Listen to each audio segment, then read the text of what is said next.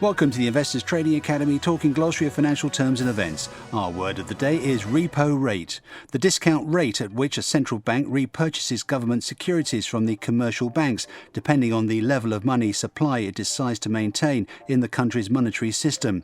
To temporarily expand the money supply, the central bank decreases repo rates so that banks can swap their holdings of government securities for cash. To contract the money supply, it increases the repo rates. Alternatively, the central bank decides on a desired level of money supply and lets the market determine the appropriate repo rate. Repo is short for repossession. The rate of return that can be earned simultaneously selling a bond futures or forward contract and then buying an actual bond of equal amount in the cash market using borrowed money. The bond is held until it is delivered into the futures or forward contract and the loan is repaid.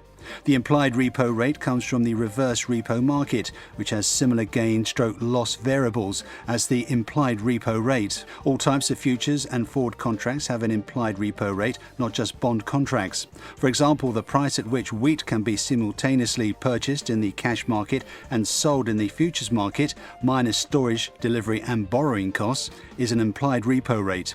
In the mortgage-backed securities TBA market, the implied repo rate is known as the dollar roll arbitrage.